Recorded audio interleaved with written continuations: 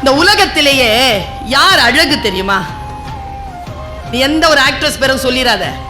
உன் அம்மா உன்னுடைய சின்ன பொண்ணு வயசு போட்டோ எடுத்துப்பார்.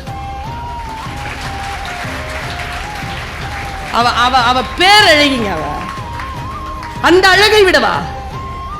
உன்னை போல் 17-18 வயதில் இருக்கின்ற பொழுது உன் தாயையும் தகப்பனையும் அந்த போட்டோல பார்.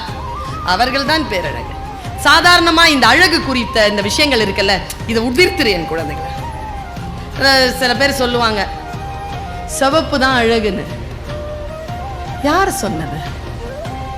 எனக்கு ரொம்ப ஆச்சரியங்க. அந்த அந்த ஸ்டேட்மெண்டே ஆச்சரியங்க எனக்கு. சிவப்பு எப்படிங்க அழகாச்சு? சிவப்பு என்பது அழகல்ல, அது நிறம். ஆங்கிலம் என்பது அறிவல்ல, அது மொழி. இந்த கிளாரிட்டி இருக்கட்டும் உங்களுக்கு. என்ன கேட்டீங்கன்னா, கருப்பாக ஏன் நாம் இருக்கிறோம் என்றால், வெப்ப தேசத்தில் உழைப்பாளர்களுக்கு பிறந்த நாம் கருப்பாகத்தான் இருப்போம். கருப்பு என்பது நம் தேசிய நிறம். கருப்பு என்பது நம் சுயமரியாதையின் அடையாளம். அழகா இருக்கணும்னு முயற்சி பண்ணாத, ஆரோக்கியமா இருக்கணும்னு முயற்சி பண்ணு.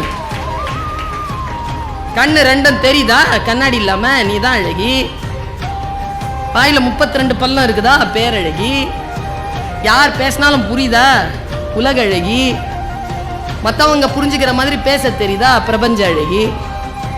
இவ்வளவுதானே. கருப்பு அழகு இல்லை என்று சொல்லுவது மிகப்பெரிய அடிமைத்தனத்தினுடைய வெளிப்பாடு.